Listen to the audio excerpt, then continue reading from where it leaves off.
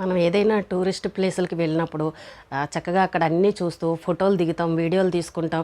ఈ ప్లేస్ బాగుంది, ఆ ప్లేస్ బాగుందని చక్కగా ఎంజాయ్ చేస్తాం. గుర్రాలు ఎక్కాము, మేము ఈ మంచు కొండల దగ్గరికి వెళ్ళాము, మంచులో ఆడుకున్నాము అని ఇలా రకరకాలుగా అందరం చెప్పుకుంటూ ఉంటాం.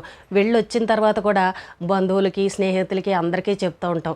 అలాగే అక్కడ దిగిన ఫోటోల్ని, వీడియోల్ని షేర్ చేసుకుంటూ స్టేటస్లు పెట్టుకుంటూ సరదాగా ఎంజాయ్ చేస్తూ ఉంటాం. కానీ కాశ్మీర్కి వెళ్ళిన నిజంగా ఈ చనిపోయిన వారి కుటుంబాలు మాత్రం ఏమని చెప్పుకోవాలో అర్థం కాని పరిస్థితి. ఆ పసిపిల్లల గుండె ఎంత బాధపడుతుందో చూస్తుంటే నిజంగా ఈ వయసులో ఈ పిల్లలకి ఎంత కష్టం వచ్చిందా, చూడకూడని విషయాలని ఈ పిల్లలు చూసారా అని చాలా బాధ అనిపించింది. ఇలాంటివన్నీ మనం సినిమాల్లో చూస్తూ ఉంటాం, ఈ పేల్చేయడాలు, టెర్రరిస్టులు ఇలాంటివన్నీ. కానీ కాసేపే సినిమాలో చూసినప్పుడు మనకి భయంగా అనిపించిన ఈ సినిమాలో కదా అని అనుకుంటాం.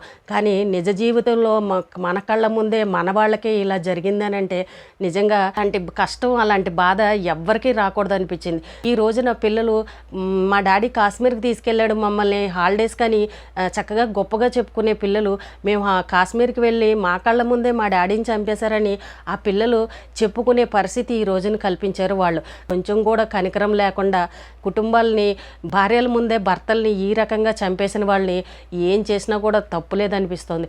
కానీ ఇంత మూర్ఖంగా, ఇంత మానవత్వం లేకుండా ఉంటారా అని కూడా అనిపించింది. ఎంత శత్రువులకైనా ఎంతో కొంత జాలి అనేది ఉంటుంది, కానీ వాళ్ళకి కొంచెం కూడా లేదు అని అంటే ఎంత కసి మీద మన హిందువుల మీద ఉన్నారనేది అర్థమవుతుంది.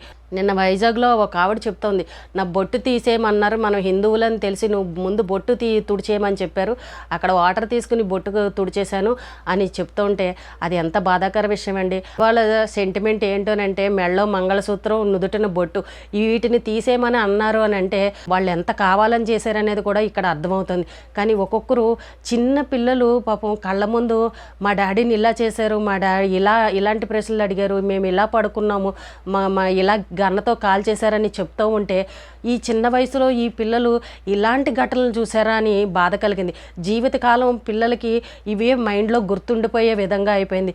ఎవరికైనా టూరిస్ట్ ప్లేస్కి వెళ్ళామనంటే మేము ఆ గుర్రం ఎక్కాము, లేదంటే మేము మంచుకొండల్లో ఆడుకున్నామని పిల్లలు సరదాగా తన ఫ్రెండ్స్తో చెప్పుకుని చక్కగా ఎంజాయ్ చేస్తూ ఉంటారు. కానీ ఈ పసిపిల్లలు మాత్రం మా కళ్ళ ముందే టెర్రరిస్టులు వచ్చి మా డాడీని ఇలా చంపేశారు, అక్కడ ఉన్న వాళ్ళని ఇలా చేశారు అని పాపం చెప్పుకునే పరిస్థితి వచ్చింది. ఆ పిల్లల బాధ ఎంత చూడండి. మనం ఫోటోలను దాచుకుంటాం, ఎక్కడికైనా టూరిస్ట్ ప్లేస్లకు వెళ్తే వీడియోలని, ఫోటోలని దాచుకుంటాం. కానీ ఇప్పుడు వాళ్ళు ఏం దాచుకోవాలో చెప్పండి, వాళ్ళు మేము వెళ్ళి వచ్చినందుకు ఏం మెమొరీస్ మిగిలాయో చెప్పండి. ఇది జీవితకాలం భార్య పిల్లలకి కూడా గుర్తుగా ఉండిపోయింది. మనం 4 రోజులు చెప్పుకుంటాం, 10 రోజులు చెప్పుకుంటాం, మళ్ళీ ఈ విషయాన్ని మనం మర్చిపోతాం. కానీ ఆ కుటుంబ సభ్యులకి వాళ్ళు జీవితకాలం మర్చిపోలేని విధంగా అయిపోయింది. కానీ కొత్తగా పెళ్ళైన జంట వాళ్ళ విషయానికి వస్తే పాపం పెళ్ళైన 6 రోజులకే చక్కగా భర్తతో కలిసి ఎంజాయ్ చేద్దామని వెళ్ళిన అమ్మాయి కూడా ఈ రోజున కళ్ళ ముందే భర్తను పోగొట్టుకుంది అని అంటే నిజంగా ఎంత బాధాకర విషయమేనండి. పెళ్ళే 2 నెలలైన ఇంకొక జంట, వాళ్ళను కూడా వీళ్ళు విడగొట్టారు. అసలు నిజంగా ఇలాంటి పాపాలు ఎలా చేయాలనిపిస్తుందో కూడా అర్థం కావట్లేదు. ఏ ఖురాన్లో ఉందండి, ఏ బైబిల్లో ఉంది, ఏ భగవద్గీతల్లో ఉంది ఇలాగా ఒకరిని బాధ పెట్టాలి, ఒకరిని హింసించాలి, ఒకరిని చంపేయాలని వాళ్ళ ఖురాన్లో ఏమైనా ఉందా చెప్పండి. భగవంతుడు చెప్పేది ఒకటైతే వీళ్ళు అమలు చేసేది ఒకటి.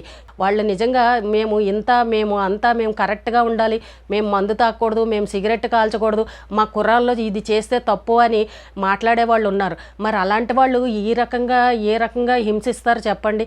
అంటే ఏ ఖురాన్లో ఉందని మీరు చేశారు, ఏ దేవుడు చెప్పాడని మీరు చేశారు ఈ రకంగాను, అది మీకు పాపం అని అనిపించట్లేదా? దానికి నీతి వాక్యాలు చాలా చెప్తారే, ఖురాన్లో ఉన్నవన్నీ చెప్తారే, కానీ ఏ ఖురాన్లో ఉందని మీరు ఈ రోజున ఈ పనులు చేసి ఇంతమంది కుటుంబాలని బాధ పెట్టారు. ఒక్కసారి ఆలోచించుకోవాలి. కానీ మీరు చదివేది ఒకటి, ప్రార్థనలు చేసేది ఒకటి, బయట చేసేది ఒకటి. ఇంకా మీరు దేవుడు అంటే మీకు ఏం నమ్మకం ఉందని మీరు ఈ రకంగా చేస్తున్నారు? అల్లా మీద మీకు ఏం గౌరవం ఉందని ఈ రకంగా చేస్తున్నారు చెప్పండి. ఇంతమంది కుటుంబాలని ఈ రోజున బాధ పెట్టారు కదా, మరి మీ దేవుడు మిమ్మల్ని ఊరుకుంటాడా? మిమ్మల్ని ఏ రకంగా శిక్షించాలో మీకు కూడా పనిష్మెంట్ అనేది ఇస్తాడు కదా.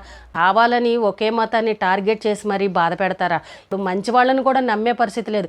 అమ్మో వీళ్ళంత దుర్మార్గులు ఇంకొకటి లేరు అనే విధంగా ప్రతి ఒక్కరి మనసులోకి వచ్చేసింది. ఒకరు తప్పు చేసినా కూడా ప్రతి ఒక్కరిని నిందించే పరిస్థితి వచ్చేసింది.